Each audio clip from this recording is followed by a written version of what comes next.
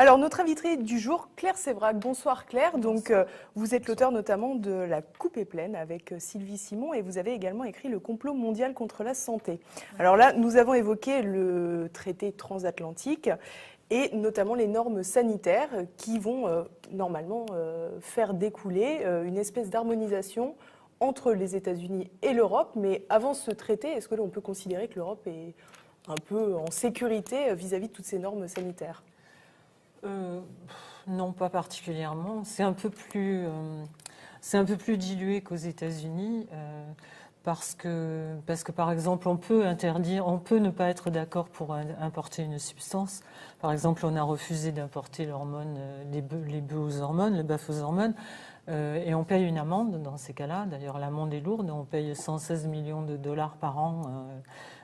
Donc c'est une incitation à consommer du bœuf aux hormones quelque voilà. part. Mais on est quand même régi par le Codex Alimentarius, qui est l'organisme qui décide de tout ce qui va être mis dans votre bouche, que ce soit des médicaments ou que ce soit de la nourriture. Donc la marge de manœuvre n'est pas très grande.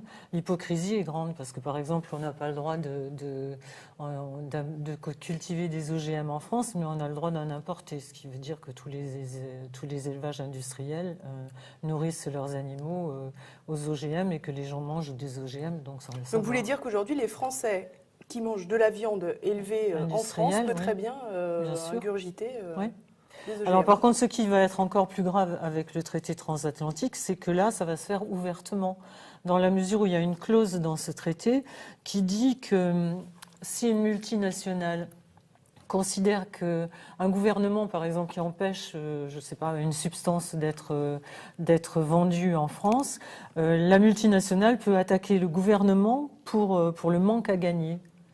Donc ça, c'est l'horreur totale, parce que dès qu'on va interdire une substance, les cartels étrangers vont attaquer le gouvernement français et on va être obligé de payer des trucs parce que le manque à gagner, ça se chiffre comme on veut. Et pour procéder à une interdiction, alors qu'il y a des études qui sont faites auparavant pour déterminer si telle substance est dangereuse, telle substance ne l'est pas? Absolument pas. Enfin, il y a quelques études, mais les études sont truquées dans la mesure où les instances de santé n'ont pour faire les études que les données des cartels, que les données de l'industriel.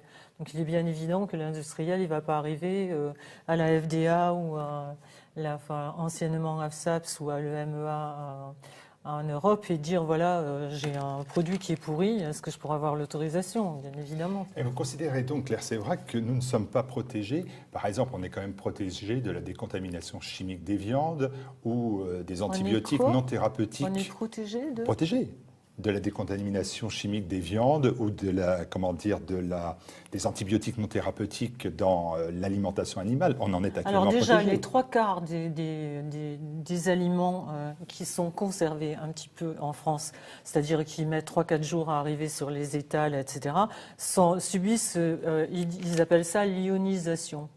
En fait, les aliments sont irradiés pour être conservés. Donc, je ne sais pas où on est protégé, là, mais non. Et les antibiotiques, il y en a dans tous les élevages industriels. Toute la viande industrielle, les bêtes, que ce soit les poulets, que ce soit les vaches, sont tous soumis à des antibiotiques pour la bonne raison que les conditions sanitaires sont épouvantables et que s'ils veulent que les poulets ou les bêtes soient à peu près conservées jusqu'au moment où elles vont avoir 40 jours ou 50 jours et où ils vont pouvoir les tuer pour les mettre dans les commerces, ils sont obligés de leur donner et des vaccins et des antibiotiques et des tranquillisants. Parce que ces bêtes sont dans des espaces complètement restreints, elles se marchent dessus, on leur coupe le bec pour pas qu'elles se fassent du mal entre elles, tellement c'est épouvantable. C'est épouvantable ce qu'on fait aux animaux en France. En ce qui concerne les antibiotiques, là vous venez de parler des antibiotiques et de l'administration presque systématique aux animaux, c'est-à-dire qu'on traite aux antibiotiques des animaux qui sont sains. De manière préventive on n'en sait rien. Enfin, je veux dire, il faudrait être dans chaque élevage tous les jours. Quelquefois, ça doit être de façon préventive, et quelquefois, ça doit être parce qu'il y a un début d'épidémie ou une crainte d'épidémie. Alors après, c'est pour ça que c'est vraiment un système hypocrite, parce que après, on nous dit les antibiotiques, c'est pas automatique. N'en prenez pas à tout bout de champ parce que c'est pas nécessaire. Après, vous allez devenir résistant. Évidemment qu'on devient résistant aux antibiotiques. Parce qu'à la fin de la journée, quelqu'un qui fait ses courses et qui achète des produits industriels, il a mangé des hormones, il a mangé des antibiotiques, il a mangé des tranquillisants, il a mangé les résidus des vaccins, des résidus de pétrole aussi, quand ce sont des plats fabriqués, etc. Plus tous les additifs alimentaires où il y a vraiment n'importe quoi, sauf de la nourriture qui nourrit son corps. Donc vous êtes d'accord avec l'OMS, c'est quand même une bonne information qu'il fallait venir sur TV Liberté pour nous le dire, parce que l'OMS a mis en garde les nations sur la résistance aux antibiotiques. C'est vrai qu'aujourd'hui on se dit que les affections qui sont banales ou petites affections pourront devenir mortelles puisqu'on résiste aux agents antimicrobiens. Donc enfin l'OMS vous donne raison, formidable. Non mais vous plaisantez là. Ben, je plaisante pas, c'est ce que je sais. Vous faites monsieur loyal. Non mais l'OMS, le rôle de l'OMS, vous avez lu la charte de l'OMS ? L'OMS a été mise en place pour protéger les citoyens du monde et leur donner que tous aient accès à la santé. Donc l'OMS sait très bien que quand elle laisse passer des tas de produits qui sont remplis de substances nocives, les gens vont être malades. Alors c'est bien après de dire aux gens, oui mais attention, si vous abusez, vous allez être résistant aux antibiotiques. Comme ils ont fait un rapport il n'y a pas très longtemps en disant qu'il y avait 15% d'enfants diabétiques aux États-Unis et que c'était épouvantable, ça allait être le mal du siècle et que donc il fallait prendre des mesures terribles pour essayer d'endiguer ça parce qu'il y aurait 30 ou 40% d'enfants qui seraient diabétiques en 2050.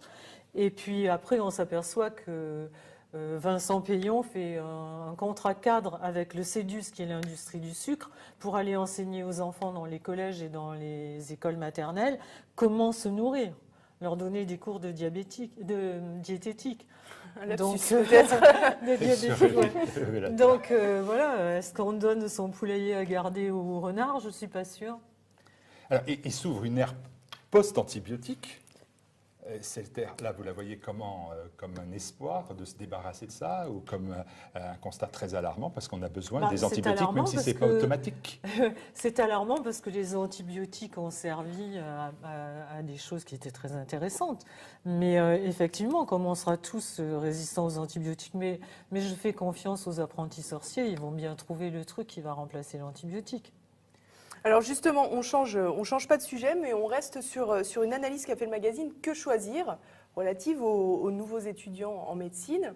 Et l'étude qui a été révélée montre que les étudiants et les futurs médecins sont considérablement mal informés, mal formés tout simplement, et qu'ils n'ont pas les connaissances suffisantes pour administrer les bons médicaments et les bons antibiotiques à tel ou tel patient, et que dès le tout début de leur stage, ils étaient en proie à des pressions avec les internes à cause des visiteurs médicaux qui les incitaient à faire la promotion de leurs produits. Qu'est-ce que ça vous évoque ? Bon, déjà Que choisir, ils ont un peu de retard, hein, parce que ça fait une bonne dizaine d'années que tout le monde est au courant. Et il y a les preuves vraiment qui s'étalent partout sur le fait que les universités sont sponsorisées par les labos, on le sait depuis très longtemps. Et effectivement, c'est une façon de leur enseigner tout de suite ce qu'ils doivent savoir. L'autre dérive qui est, à mon avis, vraiment grave, c'est qu'on n'enseigne plus aux étudiants en médecine à faire un diagnostic et à regarder à regarder les malades comme des individualités et voir qu'est-ce qui cloche chez tel malade et qu'est-ce qui cloche dans celui-là. Maintenant, on fabrique des représentants de commerce.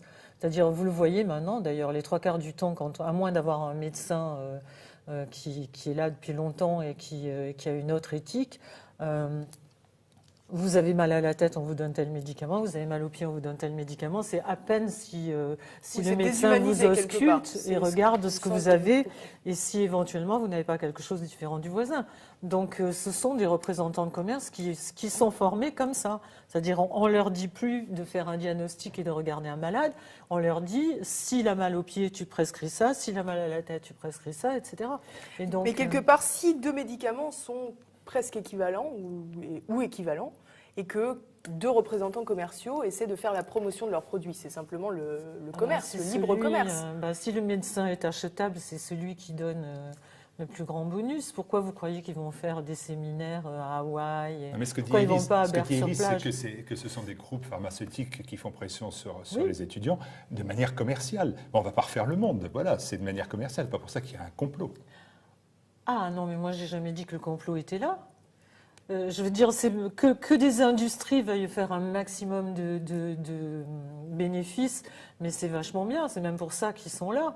Le problème, c'est quand ils le font sur le dos des gens qui vont perdre leurs enfants ou leurs parents ou eux-mêmes vont mourir des suites de cancer parce que la pub est mensongère. On vient de le voir sur le Mediator, on l'a vu sur le Vioxx, on l'a vu sur le Diantalvic, on le voit sans arrêt, le Distilben, sans arrêt. Les agences de santé ferment leur bouche et disent « Ok, le tel médicament est homologué, vous pouvez le donner ». Et 7-8 ans après, on dit « Oups, là, il y a eu vraiment trop de gens qui sont morts ou qui sont malades, donc on le retire ». Mais le labo qui, lui, a fait les analyses au départ, il sait bien quel est le pourcentage de gens qui risquent d'être malades. Donc c'est bien d'acheter les instances de santé et d'avoir l'autorisation de mise sur le marché, mais après, il ne faut pas venir dire, comme le Mediator, que c'est un accident. C'est pas un accident. De toute façon, quand un système n'est pas libre, c'est Napoléon qui disait, je sais plus comment il disait, on ne mord pas à la main qui vous nourrit. Ou la main qui donne, je crois qu'il disait, la main qui donne est au-dessus de la main qui reçoit. Bien évidemment, quand on sait que l'agence de santé en France est sponsorisée à 83% par les laboratoires, et que les 3/4 des experts qui y siègent sont achetés, alors évidemment, ils sont achetés. On ne peut pas dire qu'ils sont achetés comme ça, mais il y a des colloques qui sont dans des endroits extraordinaires. Il y a des dons qui sont faits à leur laboratoire pour qu'ils puissent s'acheter du matériel. Il y en a même qui disent « Moi, je ne reçois rien des labos », mais qui ont une société de loi 1901 qui reçoit de l'argent des labos. Donc, tout le monde sait ce que c'est qu'une société de loi 1901. Donc en gros, ce que vous êtes en train de nous dire, c'est que la santé du peuple, tout simplement, est aux mains de gens qui négocient leur voyage aux Maldives. Oui, mais il n'y a pas que ça. Mais c'est très vaste. Pourquoi les 3/4 des médias mainstream se taisent? Parce que beaucoup de journalistes, par exemple, font des piges pour les labos. C'est-à-dire quand les labos sortent un nouveau médicament, ils vont faire pondre un papier avec toutes les données qu'ils veulent que les gens reçoivent, ils vont faire pondre ça par un journaliste et ils le font signer par un grand ponte parce que quand un grand ponte signe et dit au bas d'un document que ce médicament est bon, ça incite tous les médecins prescripteurs à prescrire ce médicament. Enfin, ce n'est pas parfaitement exact. Parce que vous disiez tout à l'heure que les universités sont financées par les labos, mais il y a beaucoup d'universités qui mettent en place des formations pour leurs étudiants, notamment pour lutter contre les conflits d'intérêts. Donc ils ont conscience de cette réalité-là. Ils essaient de la contrarier. C'est le cas à Bordeaux, par exemple, je crois. Ah bah peut-être, je ne sais pas. Enfin, ce que je sais, c'est que l'industrie balance par la fenêtre 57 milliards de dollars par an pour influencer les big top doctors. Donc je ne pense pas que ce soit des humanistes au point de balancer 57 milliards de dollars par la fenêtre si ça leur servait à rien.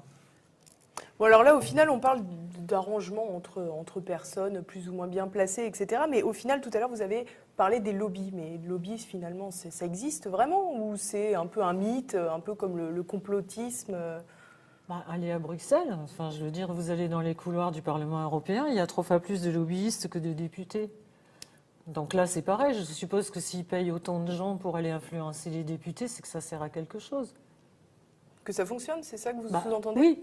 Enfin, je veux dire, c'est pas des gens qui ont l'habitude de dépenser de l'argent là où ça sert pas.